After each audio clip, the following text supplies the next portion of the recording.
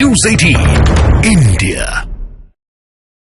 नमस्कार, मैं हूं आपके साथ शिवानी पांडे। घड़ी इशारा कर रही है 9 बजे रात का। वक्त सौबात की एक बात का। सौबात की एक बात में आज राष्ट्रपति के अभिभाषण का जवाब देते हुए प्रधानमंत्री नरेंद्र मोदी ने संसद में विपक्ष पर तीखा हमला बोला और परिवारवाद से लेकर भ्रष्टाचार जैसे मुद्दों पर कांग्रेस को घेर लिया। झारखंड विधानसभा में विश्वास मत पर हुई वोटिंग में जेएमएम और कांग्रेस के गठबंधन की जीत हुई और यह तय हो गया कि चंपाई सोरेन की झारखंड के सीएम बने रहेंगे। चंडीगढ़ मेयर चुनाव से जुड़ी याचिका पर सुप्रीम कोर्ट ने सख्त रुख अपनाते हुए पीठासीन अधिकारी को तगड़ी फटकार लगाई और फैसला आने तक नगर निगम के कामकाज पर रोक लगा दी।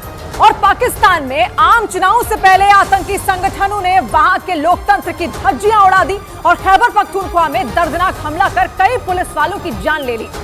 भड़काऊ भाषण देने के आरोप में मुस्लिम धर्मगुरु मुफ्ती सलमान अजहरी की गिरफ्तारी पर बवाल हो गया। मुफ्ती सलमान अजहरी ने यह बयान 31 जनवरी को जूनागढ़ में दिया था। इस मामले में गुजरात पुलिस ने मुफ्ती सलमान अजहरी के खिलाफ केस दर्ज किया और गुजरात एटीएस की टीम उन्हें गिरफ्तार करने के लिए रात में ही मुंबई पहुंच गई, लेकिन उनकी गिरफ्तार होते ही बवाल हो गया।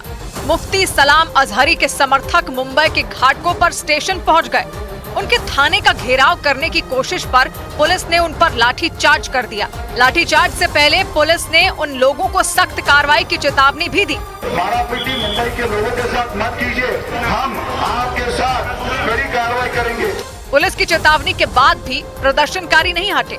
इसके बाद मुंबई के घाटकों पर स्टेशन के आसपास भागम भाग मच गई। पुलिस के लाठियां चलाते ही मुफ्ती सलमान अजहरी के समर्थक झुंड में भागने लगे। इस अफरा तफरी से पहले पुलिस ने इन लोगों से रास्ता खाली करने की अपील की।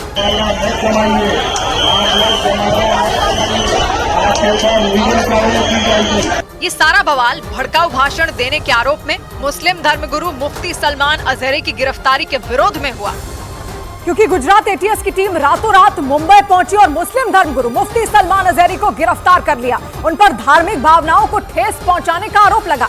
इस मामले में जूनागढ़ में कार्यक्रम का आयोजन करने वाले आयोजकों पर भी केस दर्ज किया गया और रातों रात मुस्लिम धर्मगुरु मुफ्ती सलमान अजहरी की गिरफ्तारी हुई। इसके बाद पुलिस उन्हें पूछताछ के लिए मुंबई के घाटकों पर पुलिस स्टेशन लेकर पहुंची और इसके कुछ ही समय बाद थाने के बाद मुफ्ती सलमान अजहरी के समर्थकों का जमावड़ा लग गया।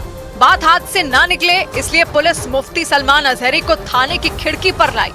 वहां से उन्होंने अपने समर्थकों से शांत रहने की अपील की। हम भी उनका कोऑपरेट कर रहे हैं, आपको भी करना चाहिए। लोगों से शांत रहने की अपील के साथ ही मुफ्ती सलमान अजहरी ने खुद पर लगे आरोप भी नकार दिए। मैं कोई क्रिमिनल नहीं हूँ और ना ही किसी क्राइम पर मुझे यहाँ लाया गया। मुफ्ती सलमान अजहरी के जिस बयान पर ये सारा बवाल हुआ वो उन्होंने 31 जनवरी को गुजरात के जूनागढ़ में दिया था और उनके बयान का वीडियो वायरल हो गया। इस बयान का कनेक्शन ज्ञानवापी के तहखाने में पूजा शुरू होने से जोड़ा गया, क्योंकि 31 जनवरी को ही वाराणसी कोर्ट ने हिंदू पक्ष को ज्ञानवापी के तहखाने में पूजा करने का अधिकार दिया था और उसी दिन जूनागढ़ में मुफ्ती सलमान अजहरी ने ऐसा बयान दिया जिस पर बखेड़ा खड़ा हो गया। कुछ देर की खामोशी है, फिर शोर आएगा। आज वक्त है, कल हमारा दौर आएगा। अपने इसी बयान की वजह से मुफ्ती सलमान अजहरी गिरफ्तार हुए और जो हुआ है उसमें जो भी लीगल है उसका वो एक्शन लिए जाए। भड़काऊ बयान देने के आरोप में केस दर्ज होने के बाद मुफ्ती सलमान अजहरी को मुंबई से अहमदाबाद लाया गया। इस बीच उत्तर प्रदेश के कौशाम्बी जिले में समाजवादी पार्टी के नेता स्वामी प्रसाद मौर्य के काफिले को काले झंडे दिखाए गए। स्वामी प्रसाद मौर्य वहां बौद्ध महोत्सव का हिस्सा बनने पहुंचे, लेकिन उनके काफिले को कार्यक्रम वाली जगह पर पहुंचने से पहले ही काले झंडे दिखा दिए गए। ये विरोध हिंदू जागरण मंच नाम के हिंदूवादी संगठन ने किया। जैसे ही इनकी नजर स्वामी प्रसाद मौर्य के काफिले की गाड़ियों पर पड़ी, इन लोगों ने काले झंडे लहराने शुरू कर दिए। एक शख्स तो गाड़ी के आगे ही आ गया। विरोध प्रदर्शन में शामिल इन लोगों को पुलिस ने जैसे तैसे खींचकर सड़क के किनारे खड़ा किया, क्योंकि ये लोग इन गाड़ियों को रोकने के इरादे से ही वहां पहुंचे और गाड़ियों के नजदीक पहुंचकर काले झंडे दिखाए। काले झंडे दिखाने से पहले प्रदर्शनकारियों ने सड़क पर स्वामी प्रसाद मौर्य के खिलाफ नारेबाजी की। विरोध के बीच ही स्वामी प्रसाद मौर्य बौद्ध महोत्सव आयोजन का हिस्सा बने। पुलिस के काफिले का विरोध करने वाले 2 लोगों को हिरासत में लिया। उधर महाराष्ट्र के पुणे में सावित्रीबाई फुले यूनिवर्सिटी के फाइन आर्ट सेंटर में 2 दिन पहले हुए एक नाटक पर बवाल होने के बाद 5 छात्रों और एक प्रोफेसर की गिरफ्तारी हो गई। बीजेपी की युवा इकाई बीजेवाईएम ने आरोप लगाया था कि इस नाटक के जरिए हिंदुओं की भावनाओं को ठेस पहुंचाई गई और इसी से भारतीय जनता युवा मोर्चा के कार्यकर्ता भड़क गए और उन्होंने गुस्से में वहां तोड़फोड़ की थी। जैसे ही वहां हंगामा हुआ, नाटक में राम और सीता का किरदार निभाने वाले लड़के एक कमरे में जाकर छिप गए थे, लेकिन बीजेवाईएम के कार्यकर्ताओं ने उनका पीछा नहीं छोड़ा और उनमें कई लोग उस कमरे में घुसने की कोशिश करने लगे। इस दौरान वहां तैनात पुलिस वालों ने बीजेवाईएम के कार्यकर्ताओं को किसी तरह रोक लिया था, लेकिन इसके बावजूद उनके गुस्से ने थमने का नाम ही नहीं लिया था और वो उन छात्रों की गिरफ्तारी की मांग पर अड़े रहे। जानकारी के मुताबिक इस नाटक में रामलीला का मंचन करने वाले कलाकारों की निजी जिंदगी के बारे में बताने की कोशिश की गई थी, लेकिन बीजेवाईएम का आरोप है कि उन लड़कों ने इस दौरान सारी सीमाएं लांघ दी और इसी से उनका पारा चढ़ गया था। इसके बाद तो बीजेवाईएम के कार्यकर्ताओं ने वहां जमकर तोड़फोड़ की थी। उन्होंने यूनिवर्सिटी कैंपस में लगे नोटिस बोर्ड को उखाड़कर फेंक दिया था। एक कार्यकर्ता तो नोटिस बोर्ड के शीशे पर हेलमेट फेंककर उसे तोड़ता भी नजर आया। इसके अलावा उन लोगों ने खिड़कियों के शीशे भी तोड़ डाले थे। इस दौरान उनमें कई कार्यकर्ताओं ने फाइन आर्ट्स डिपार्टमेंट के दफ्तर पर स्याही फेंककर विरोध भी जताया था। उस दफ्तर के दरवाजे और आसपास की दीवारों पर काले और नीले रंग की स्याही के दाग दिखाई दिए। वहीं जमीन पर भी जहां तहां स्याही बिखरी नजर आई। हालांकि सावित्रीबाई फुले यूनिवर्सिटी के इस मामले के तूल पकड़ने के बाद इस पर एक्शन ले लिया गया और इस मामले में उस नाटक में शामिल 5 छात्रों के साथ ही प्रोफेसर को भी गिरफ्तार कर लिया गया। क्योंकि 2 दिन पहले सावित्रीबाई फुले यूनिवर्सिटी के फाइन आर्ट सेंटर में जो नाटक हुआ था, उससे पूरे महाराष्ट्र में बवाल मच गया। इस नाटक के दौरान का जो वीडियो सामने आया, उसमें सीता का किरदार निभाने वाला लड़का मंच पर ही सिगरेट जलाता नजर आया और इसी से वहां बवाल मच गया।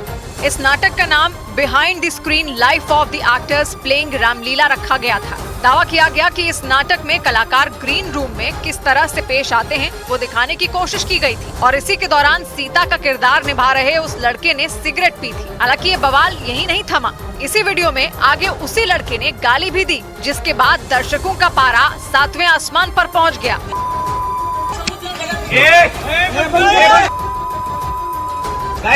भारतीय जनता युवा मोर्चा के कार्यकर्ताओं ने आरोप लगाया कि इस नाटक के दौरान किरदारों ने कई आपत्तिजनक डायलॉग भी बोले और वो सभी डायलॉग उन्होंने राम और सीता के किरदार को निभाते हुए कहे। बस इसी के बाद वहां हंगामा हो गया। इधर लोकसभा में राष्ट्रपति के अभिभाषण पर धन्यवाद प्रस्ताव के दौरान प्रधानमंत्री मोदी ने अपनी सरकार की उपलब्धियां गिनवाते हुए लोकसभा चुनाव में 400 से ज्यादा सीटें मिलने का दावा कर दिया।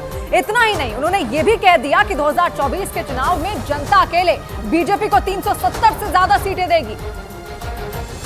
अब हमारी सरकार का तीसरा कार्यकाल भी बहुत दूर नहीं है। ज्यादा से ज्यादा 100-125 दिन बाकी और अब की बार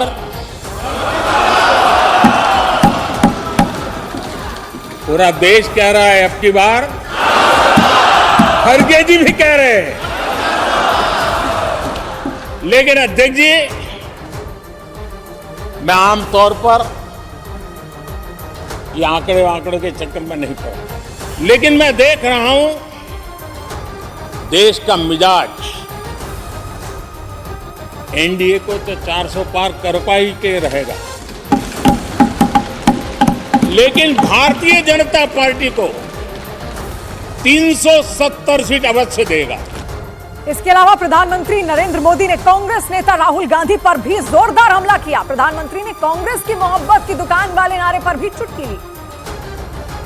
एक ही प्रोडक्ट बार बार लॉन्च करने के चक्कर में कांग्रेस की दुकान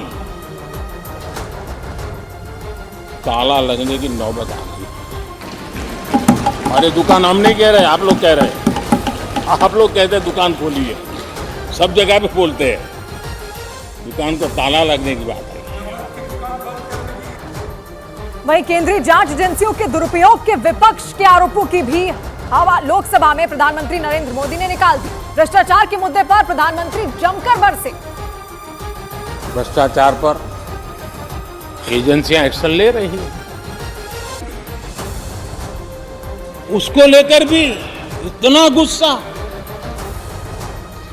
क्या क्या शब्दों का प्रयोग किया जा रहा है। आदरणीय अध्यक्ष जी, 10 साल पहले हमारे सदन में, पार्लियामेंट में क्या चर्चा होती थी? सदन का पूरा समय घोटालों की चर्चा पर जाता था, भ्रष्टाचार की चर्चा पर जाता था, लगातार एक्शन की डिमांड होती थी। सदन यही मांग करता रहता था, एक्शन लो, एक्शन लो, एक्शन लो। वो कालखंड देश ने देखा है, चारों तरफ भ्रष्टाचार की खबर रोज मिल रहा है। और आज जब भ्रष्टाचारियों पर एक्शन लिया जा रहा है तो लोग उनका समर्थन में हंगामा करते हैं। आदरणीय अध्यक्ष जी, इनके समय में एजेंसियों का सिर्फ और सिर्फ राजनीतिक उपयोग के लिए उपयोग किया जाता था, बाकी उनको कोई काम करने नहीं दिया जाता था। इसके साथ ही लोकसभा में प्रधानमंत्री नरेंद्र मोदी ने दावा किया कि एनडीए के तीसरे कार्यकाल में भारत दुनिया की तीसरी सबसे बड़ी ताकत बन जाएगा। जिस तेज गति से भारत विकास कर रहा है,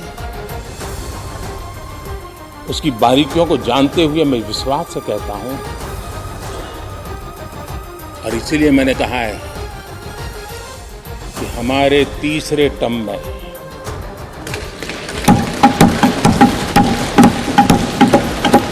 भारत दुनिया की तीसरी बड़ी आर्थिक ताकत बनेगा।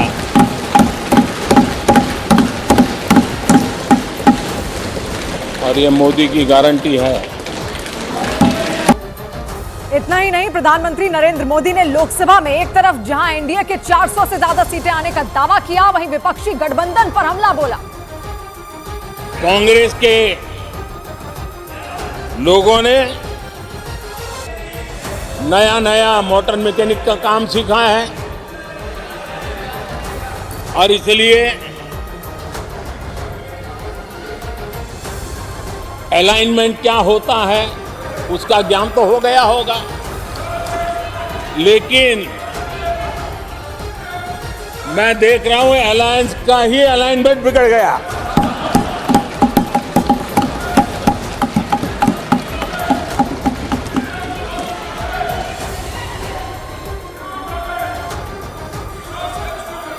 इनको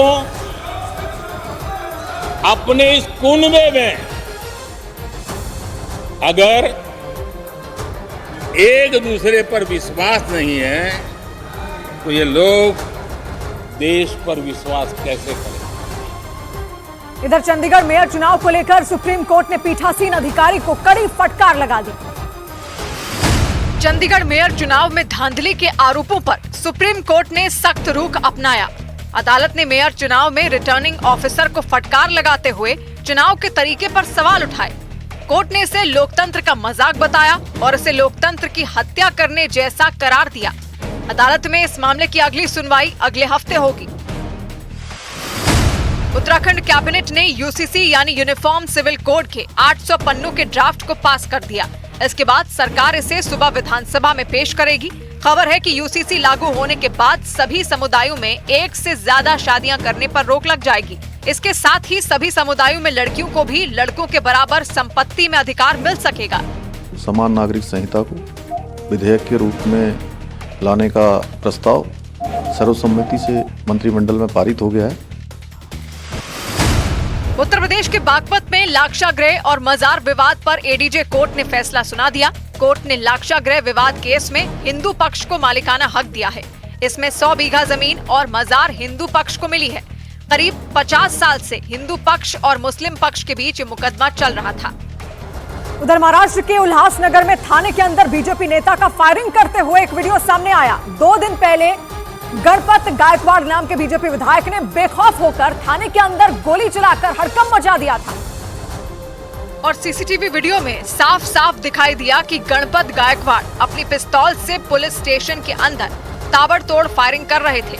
थाने के अंदर गोलीकांड की इस घटना से पूरे महाराष्ट्र में हड़कंप मच गया। 2 मिनट 9 सेकंड की सीसीटीवी वीडियो की शुरुआत में थाने के अंदर एक कमरे में 4-5 लोग कुर्सी पर बैठे दिखाई दिए। वीडियो में 1 मिनट 44 सेकंड तक सब कुछ बिल्कुल सामान्य था, लेकिन इसके बाद बीजेपी विधायक गणपत गायकवाड़ अचानक कुर्सी से उठे और सामने बैठे 2 लोगों पर पिस्तौल से फायरिंग शुरू कर दी।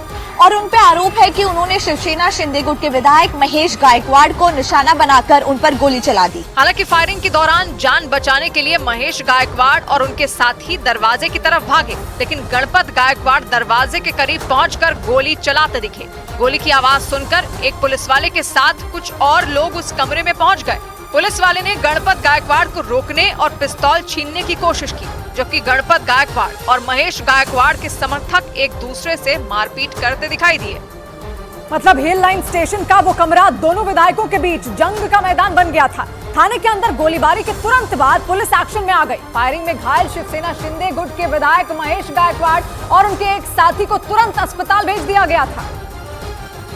और गोली चलाने के आरोप में बीजेपी विधायक गणपत गायकवाड़ को गिरफ्तार कर लिया। पुलिस के मुताबिक गणपत गायकवाड़ और महेश गायकवाड़ के बीच एक जमीन को लेकर लंबे वक्त से विवाद चल रहा था। दोनों विधायक अपने समर्थकों के साथ उसी विवाद के सिलसिले में हिल लाइन पुलिस स्टेशन पहुंचे थे। इसी दौरान गणपत गायकवाड़ ने शिंदे गुट के महेश गायकवाड़ पर गोली चला दी।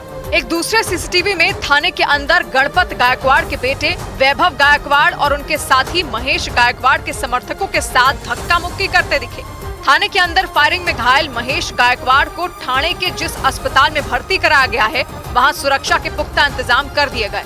आप देख सकते हैं थाने पुलिस ने यहाँ पर जुपिटर अस्पताल के बाहर बाहरी बंदोबस्त जो है वो लगा कर रखा है। पुलिस स्टेशन के अंदर गोलीबारी की घटना के बाद गिरफ्तार बीजेपी विधायक गणपत गायकवाड़ को जिला मजिस्ट्रेट कोर्ट ने 14 दिन की पुलिस हिरासत में भेज दिया, जबकि महेश गायकवाड़ के समर्थकों में भारी गुस्सा है। इधर मध्य प्रदेश के दमोह में थाने का घेराव कर हंगामा करने के मामले में न्यायिक जांच के आदेश दे दिए गए। आरोप है कि 2 दिन पहले 3 फरवरी को कुछ लड़कों ने एक मस्जिद के इमाम के साथ मारपीट की थी। उसी का विरोध जताने के लिए एक समुदाय के लोगों ने थाने के बाहर प्रदर्शन किया था। और उस प्रदर्शन का जो वीडियो सामने आया, उसमें थाने के बाहर बड़ी संख्या में लोग हंगामा करते दिखाई दिए। आरोप है कि उसी दौरान भीड़ को संबोधित कर रहे एक आदमी ने वहां आपत्तिजनक नारे लगाए थे और उन नारों को सुनते ही वहां थाना प्रभारी आनंद सिंह आग बबूला हो गए।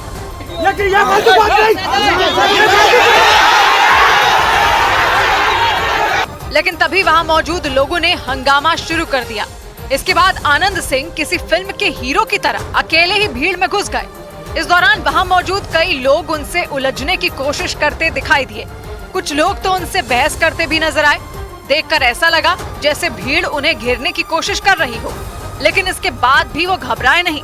थोड़ी देर बाद वो वहां से भीड़ से बाहर निकले और हंगामा कर रहे लोगों को खुली चुनौती दे दी। मैं अकेला खड़ा होता हूँ, अकेला खड़ा होता हूँ ना। थाना प्रभारी आनंद सिंह का रौद्र रूप देखकर वहां सन्नाटा पसर गया। थोड़ी देर में ही थाने के बाहर जुटी भीड़ वहां से हटने लगी। इस घटना के बाद मुख्यमंत्री मोहन यादव ने आनंद सिंह की तारीफ की और मामले की न्यायिक जांच के आदेश दे दिए। वहीं पुलिस ने इस मामले में 40 लोगों के खिलाफ केस दर्ज कर 3 लोगों को गिरफ्तार कर लिया। इस बीच उत्तर प्रदेश के मेरठ में एक शादी समारोह में 100 से ज्यादा गोलियां चलाने का एक वीडियो वायरल होने के बाद पुलिस ने केस दर्ज कर लिया। शादी समारोह में गोली चलाने की यह घटना 2 फरवरी की बताई गई और इसका वीडियो अब सबके सामने आया। और उस वीडियो में खुद दूल्हा आसमान में एक के बाद एक कई गोलियां दागता दिखाई दिया। सिर्फ दूल्हा ही नहीं, बल्कि वहां मौजूद एक दूसरा आदमी भी पिस्तौल से गोलियां चलाता नजर आया। इस दौरान वहां शादी में आई कई महिलाएं और बच्चे भी दिखाई दिए। कुछ महिलाओं ने हवा में गोली चलाने का विरोध भी जताया, लेकिन फायरिंग करने वाले लोग नहीं माने। न दूल्हे ने गोली चलाना बंद किया और न ही शादी में आए दूसरे मेहमान। सोशल मीडिया पर वायरल हो रहा ये वीडियो 2 फरवरी का बताया गया। जानकारी के मुताबिक दूल्हे का नाम सनी आलम है। शादी में वसीम जलीश और यासर जलीश नाम के 2 मेहमान भी पहुंचे थे। जो समाजवादी पार्टी के नेता और महानगर अध्यक्ष आदिल चौधरी के चचेरे भाई बताए जा रहे हैं। आरोप है कि दूल्हे के साथ इन दोनों भाइयों ने भी शादी समारोह में 100 से ज्यादा गोलियां चलाईं। बाद में इस घटना का वीडियो सोशल मीडिया पर वायरल हो गया। इसके बाद पुलिस ने दूल्हे सनी आलम समेत 4 लोगों के खिलाफ आर्म्स एक्ट में केस दर्ज कर लिया और उनकी तलाश शुरू कर दी। उधर मनीष सिसोदिया को कोर्ट से राहत नहीं मिली।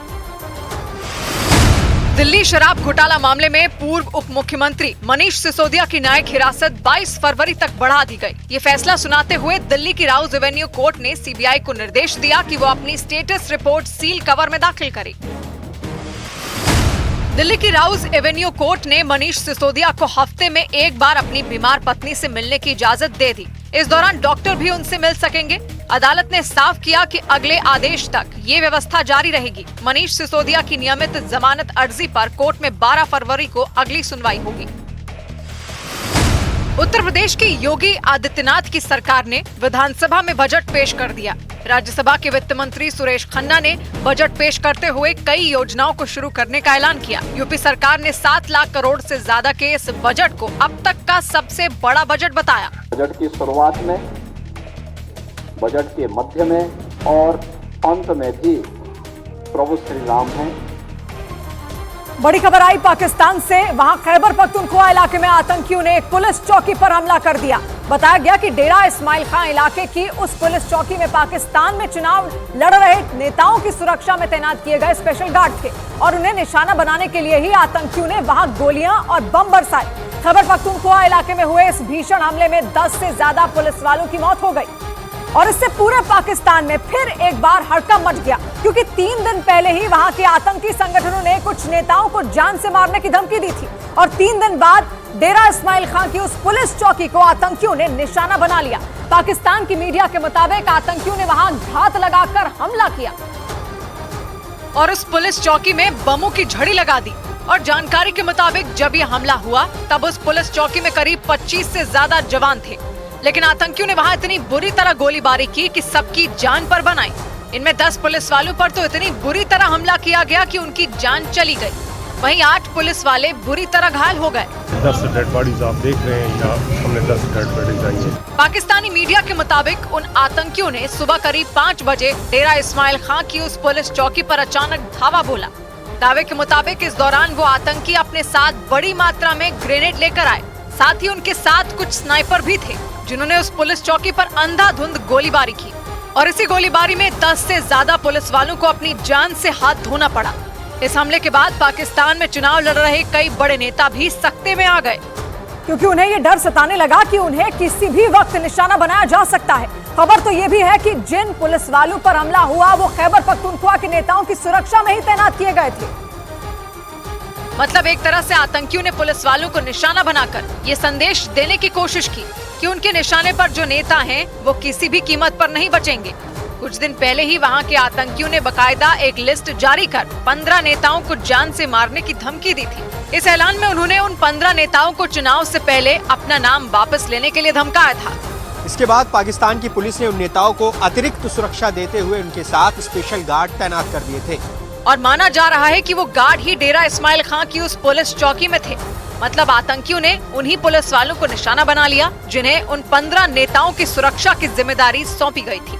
माना जा रहा है कि ऐसा करके उन आतंकियों ने पाकिस्तान की सरकार और सेना को यह चेतावनी दे दी कि वो किसी भी कीमत पर पीछे नहीं हटने वाले, क्योंकि आतंकी पहले ही ये ऐलान कर चुके हैं कि वो पाकिस्तान में 8 फरवरी को होने वाले चुनाव के खिलाफ हैं और इसे रोकने के लिए वो किसी भी हद तक जा सकते हैं। इसी वजह से वहां का चुनाव आयोग पूरी तरह अलर्ट है। लेकिन पाकिस्तानी मीडिया की एक रिपोर्ट में ये दावा किया गया कि वहां के कुछ आतंकी संगठनों ने चुनाव आयोग के एक दफ्तर को ही निशाने पर लेने की प्लानिंग की थी।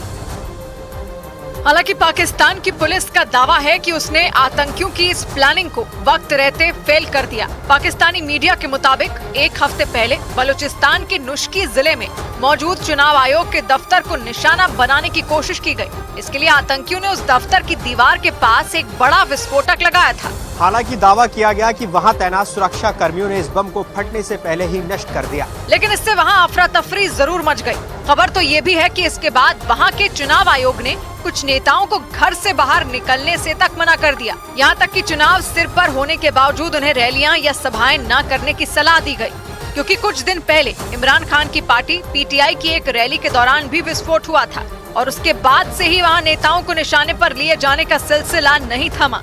माना जा रहा है कि इसी वजह से वहां के चुनाव आयोग ने उम्मीदवारों और कई बड़े नेताओं को घर के अंदर ही रहने की सलाह दी, क्योंकि खबर है कि पाकिस्तान में छिपकर बैठा लश्कर तैयबा का चीफ हाफिज सईद भी इस चुनाव का हिस्सा बन चुका है। हालांकि उसके बेटे तल्हा सईद ने कुछ दिन पहले अल्लाहू अकबर नाम की पार्टी से नामांकन किया था, लेकिन वहां के चुनाव आयोग ने उसका नामांकन रद्द कर दिया था। और माना जा रहा है कि इसी के बाद लश्कर के सरगना हाफिज सईद ने नई पार्टी बनाकर चुनावी मैदान में उतरने का फैसला कर लिया। खबरों के मुताबिक हाफिज सईद ने पाकिस्तान मरकाजी मुस्लिम लीग नाम की एक नई पार्टी बनाकर अपने कई रिश्तेदारों को चुनाव लड़ाने की तैयारी कर ली। इनमें कई बड़े और खूंखार आतंकियों के साथ ही हाफिज सईद का बेटा तल्हा सईद भी शामिल है। सूत्रों के मुताबिक लश्कर तैयबा के कमांडर तल्हा सईद ने लाहौर से नामांकन भरा है और वो वहीं से चुनाव भी लड़ेगा। हालांकि पाकिस्तान में चुनाव लड़ने वाला वो अकेला आतंकी नहीं है, बल्कि दावा है कि हाफिज सईद की पार्टी पाकिस्तान मरकाजी मुस्लिम लीग कई आतंकियों को सरकार का हिस्सा बनाना चाहती है। इनमें हाफिज सईद का दामाद भी शामिल है, जिसे सरगोधा से टिकट दिया गया है। मतलब अगर ये लोग चुनाव जीत गए तो पाकिस्तान में आतंकियों का राज होगा और सत्ता उन्हीं के हाथों में होगी। हालांकि पाकिस्तान मरकाजी मुस्लिम लीग के प्रवक्ता ने ये दावा किया कि उनकी पार्टी का हाफिज सईद और उसके आतंकी संगठन से कोई लेना देना नहीं है, लेकिन माना जा रहा है कि तल्हा सईद इसी पार्टी से चुनावी मैदान में उतरेगा ताकि इस बार उसकी उम्मीदवारी को निरस्त न किया जा सके। इधर संजय सिंह को राज्यसभा में शपथ लेने की इजाजत नहीं मिली। आम आदमी पार्टी के नेता संजय सिंह राज्यसभा में सांसद के तौर पर शपथ नहीं ले सके। राज्यसभा सभापति जगदीप धनखड़ ने संजय सिंह का मामला संसद की विशेषाधिकार समिति के पास होने का हवाला देकर उन्हें शपथ लेने की इजाजत नहीं दी। संजय सिंह दिल्ली शराब घोटाला मामले में जेल में बंद हैं। हालांकि संसद में शपथ लेने के लिए उन्हें कोर्ट से मंजूरी मिल गई थी। प्रधानमंत्री नरेंद्र मोदी सुबह गोवा के दौरे पर जाएंगे। वो गोवा में कई प्रोजेक्ट की शुरुआत करने के साथ ही विकसित भारत विकसित गोवा 2047 कार्यक्रम में भी शिरकत करेंगे। प्रधानमंत्री नरेंद्र मोदी 12 फरवरी को रोजगार मेले में नियुक्ति पत्र बांटेंगे। ये कार्यक्रम देश भर में 46 अलग अलग जगहों पर आयोजित किया जाएगा और प्रधानमंत्री वीडियो कॉन्फ्रेंसिंग के जरिए इससे जुड़ेंगे। उधर झारखंड के मुख्यमंत्री चंपाई सोरेन ने विधानसभा में बहुमत साबित कर लिया। विधानसभा में झारखंड मुक्ति मोर्चा की गठबंधन वाली सरकार के पक्ष में कुल 47 वोट पड़े, जबकि सदन में बहुमत के लिए सिर्फ 41 विधायकों की ही जरूरत थी। यानी झारखंड विधानसभा में हुए फ्लोर टेस्ट में चंपाई सोरेन सरकार आसानी से पास हो गई, क्योंकि गठबंधन सरकार के पक्ष में कुल 47 वोट पड़े, जबकि विरोध में 29 विधायकों ने वोट डाला। बहुमत के लिए सरकार को 41 विधायकों की जरूरत थी। फ्लोर टेस्ट से पहले विधानसभा में मुख्यमंत्री ने विपक्ष पर आरोप लगाया कि साजिश के तहत हेमंत सोरेन को केंद्रीय एजेंसियों ने फंसाया। सरकार के शक्ति परीक्षण से पहले चंपाई सोरेन ने सदन में हेमंत सोरेन सरकार की जमकर तारीफ की और खुद को हेमंत सोरेन सरकार का पार्ट 2 बता दिया। ये हेमंत और इसी हम पार्ट 2 है। गौरव 31 जनवरी को ईडी ने करीब 7 घंटे की पूछताछ के बाद हेमंत सोरेन को गिरफ्तार कर लिया था। उन पर झारखंड में जमीन घोटाला मामले से जुड़े मनी लॉन्ड्रिंग केस में शामिल होने के आरोप हैं।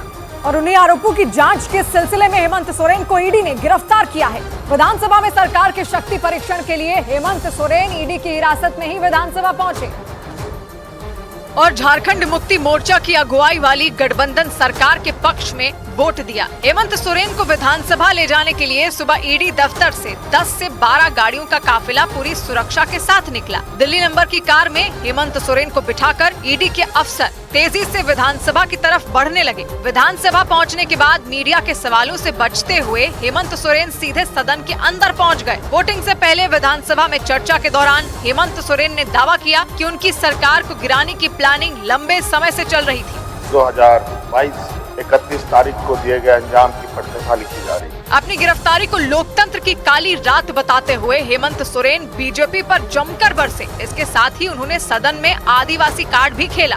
हम जंगल से बाहर आ गए, इनके बराबर बढ़ गए, कपड़े मैले होने लगे। जमीन घोटाले की जांच में जुटी ईडी ने हेमंत सोरेन पर शिकंजा कसा तो झारखंड की सियासत में उथल-पुथल मच गई। हेमंत सोरेन जेल पहुंच गए तो उनकी ही पार्टी के आदिवासी चेहरे चंपाई सोरेन को मुख्यमंत्री बना दिया गया। मतलब झारखंड की सियासत बीते एक हफ्ते में 360 डिग्री घूम गई। झारखंड सरकार में सहयोगी कांग्रेस ने बीजेपी पर जोरदार हमला किया।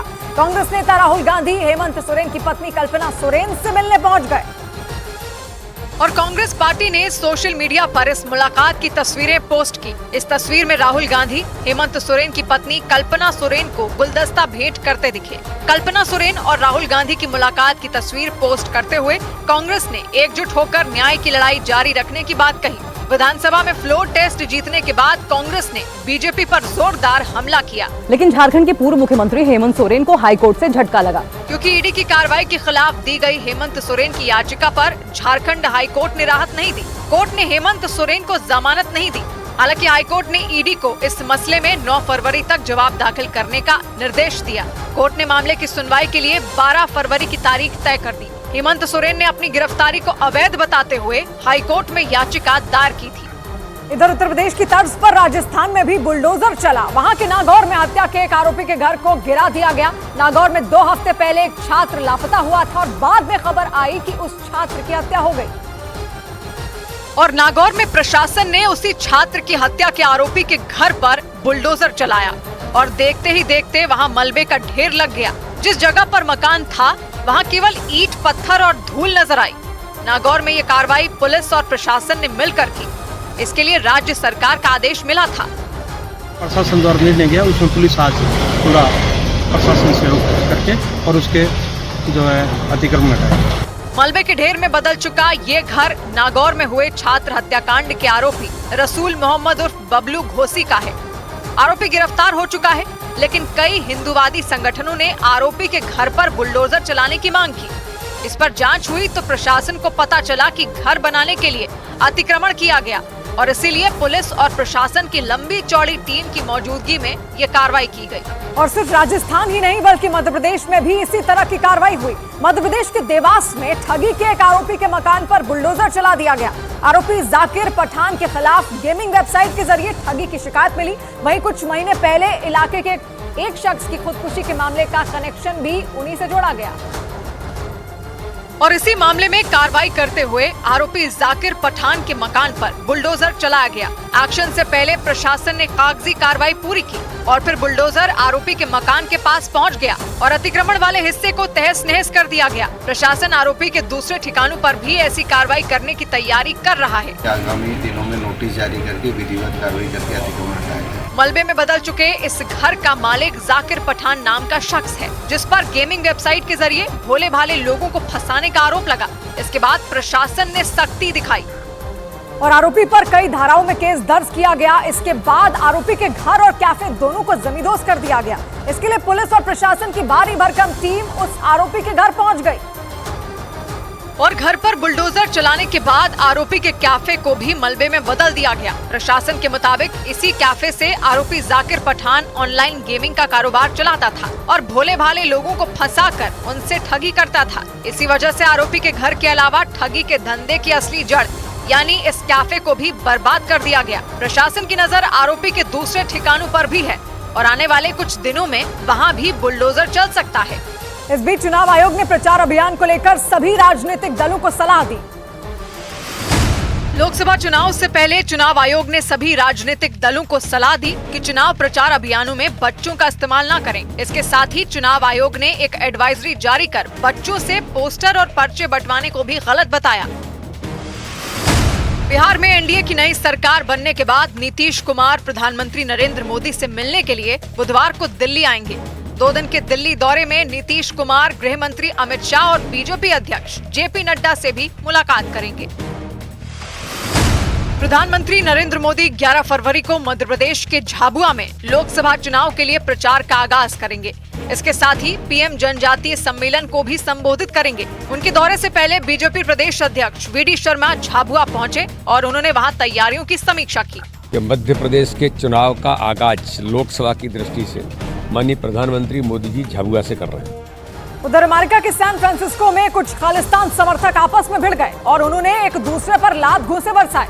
बताया गया कि वहां ये मारपीट आतंकी गुरपतवंत सिंह पन्नू की ओर से कराए गए एक रेफरेंडम के दौरान हुई और खालिस्तान समर्थक गुट एक दूसरे पर टूट पड़े, लात और घूंसे चले, एक दूसरे के गाल पर थप्पड़ जड़े गए, खूब झगड़ा हुआ।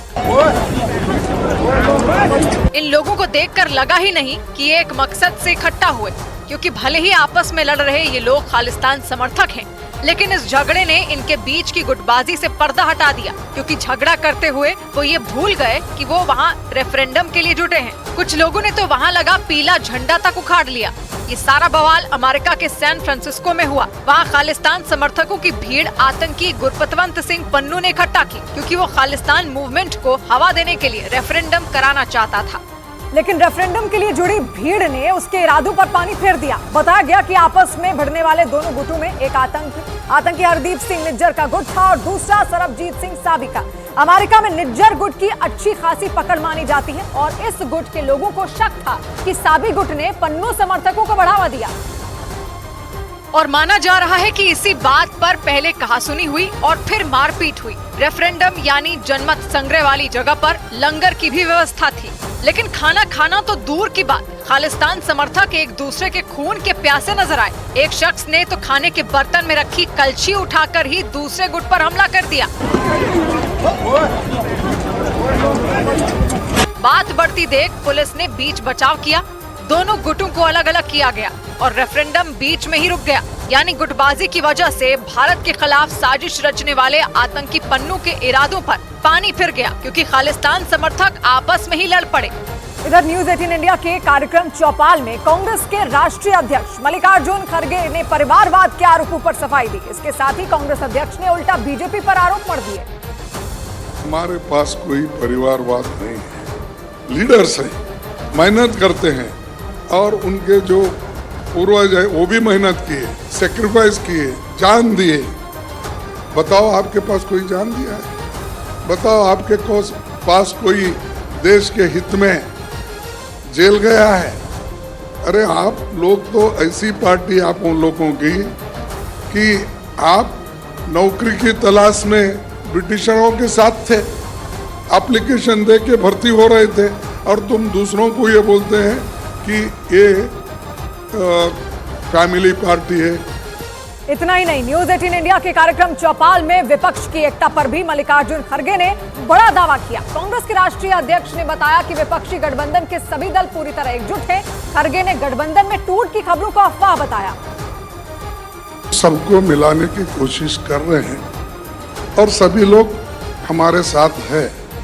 चंद इश्यूज हैं, उन इश्यूज पे जब स्टेट में कई बातें होती है तो उस वक्त कई बातें अलग अलग की जाती है। तो इसका मतलब ये नहीं है कि अलायंस टूट गई है, अलायंस नहीं है। ये जो चंद लोग क्रिएट कर रहे हैं, खासकर मीडिया भी कर रही और बीजेपी के लोग और सरकार भी इसमें बहुत लगी हुई है और इंडिया गठबंधन मजबूत है और हम पूरी कोशिश कर रहे हैं। उधर ज्ञानवापी मामले में कोर्ट में एक और अर्जी दी गई।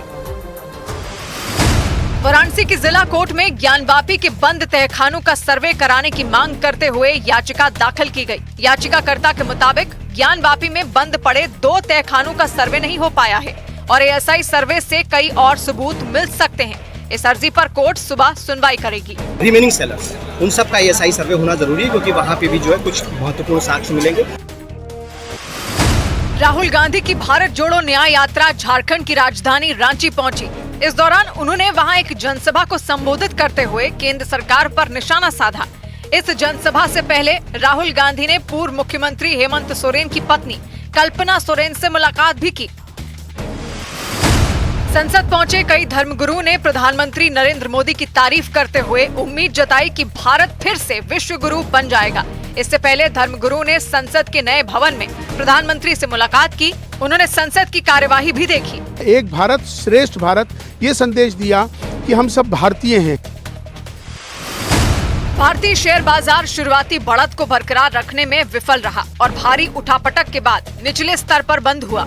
आखिरी घंटे की बिकवाली में सेंसेक्स और निफ्टी दोनों गिरकर बंद हुए। सबसे ज्यादा गिरावट बैंक, कैपिटल गुड्स, आईटी और एफएमसीजी सेक्टर के शेयरों में देखने को मिली। इसकी वजह से बॉम्बे स्टॉक एक्सचेंज का सेंसेक्स 354 अंक गिरकर 71,731 पर बंद हुआ, तो निफ्टी 82 अंकों की गिरावट के साथ 21,771 के स्तर पर आ गया। इस बीच बिहार के भागलपुर में पुलिस की एक गाड़ी को धक्का लगाते हुए कैदियों की एक हैरान कर देने वाली तस्वीर सामने आई। बताया गया कि वहां पुलिस की गाड़ी में पेट्रोल खत्म हो जाने के बाद कुछ कैदियों ने उसे धक्का लगाया और इस घटना का वीडियो इंटरनेट पर वायरल हो गया। तस्वीरों में 4 कैदी उस गाड़ी को धक्का मारते दिखे, जबकि पास में ही एक पुलिसकर्मी उन्हें गाड़ी को आगे धकेलने के लिए डांटता दिखा। गाड़ी को धक्का लगाते 2 कैदियों के कमर पर एक रस्सी बंधी नजर आई और उसी रस्सी में बाकी दोनों के हाथ बंधे हुए दिखाई दिए। बताया गया कि उन लोगों को शराब की तस्करी के मामले में गिरफ्तार किया गया और उन्हें कोर्ट ले जाते वक्त रास्ते में ही पुलिस की गाड़ी का पेट्रोल खत्म हो गया, जिसके बाद पुलिस कर्मियों ने कैदियों से ही गाड़ी को धक्का लगवाना शुरू कर दिया। इस मामले को लेकर जब पत्रकारों ने एक पुलिस कर्मी से सवाल किया तो वो उल्टा उन्हीं पर बरस पड़े। कैसे तेल खत्म हो गया? कैसे हम बता देंगे का? तो कौन बताएगा? गाड़ी का तेल खत्म हो गया। कैदियों से गाड़ी को धक्का लगवाने का वीडियो वायरल होने के बाद बिहार पुलिस लोगों के निशाने पर आ गई, क्योंकि कुछ लोगों ने आशंका जताई कि इतनी कम सुरक्षा के बीच वो कैदी बड़े ही आसानी से वहां से फरार हो सकते थे। इधर दिल्ली के नजदीक यूपी के ग्रेटर नोएडा वेस्ट में कुत्ते को लेकर जबरदस्त हंगामा हो गया। आरोप लगा कि वहां एक हाउसिंग सोसाइटी में एक बच्चे ने कुत्ते को ऊंचाई से नीचे फेंक दिया। इसके बाद जानवरों की देखभाल करने वाली संस्था पीपल फॉर एनिमल ने इस मामले में केस दर्ज करा दिया, क्योंकि उस कुत्ते को नीचे फेंकने का वीडियो वायरल हो गया। उस वीडियो में वो बच्चा उस सोसाइटी के पार्क एरिया में उस कुत्ते को अपनी गोद में उठाकर भागता नजर आया। इस दौरान वहाँ काले कपड़ों में एक आदमी भी मौजूद दिखा। तभी वो बच्चा अपने दाहिनी ओर मुड़ा और उस कुत्ते को बेसमेंट में फेंक दिया, लेकिन उस आदमी ने उसे रोकने की कोशिश नहीं की और वीडियो सामने आने पर उस बच्चे और उस आदमी के खिलाफ केस दर्ज करा दिया गया। लेकिन इस घटना के बाद वहां लोगों ने जबरदस्त हंगामा किया। उस हाउसिंग सोसाइटी में रहने वाले लोगों ने जमकर नारेबाजी की और उस सोसाइटी के मेंटेनेंस के खिलाफ नारे लगाए। यहाँ 35 से 40 सेकंड आवारा कुत्ते हैं जो कि मेंटेनेंस टीम इसके लिए नाकाम रोकने के लिए। प्रदर्शन कर रहे लोगों ने आरोप लगाया कि स्ट्रीट डॉग उनकी सोसाइटी में आसानी से घुस जाते हैं और वो कुत्ते कई बच्चों पर भी हमला कर चुके हैं, लेकिन इसके खिलाफ कोई कार्रवाई नहीं की गई। उधर तुर्की ने सीरिया में हमला कर 11 कुर्द लड़ाकों को मार गिराने का दावा किया। कुर्द लड़ाकों को तुर्की आतंकी मानता है और वो उनके खात्मे के लिए सीरिया और इराक में लगातार हमले करता रहता है।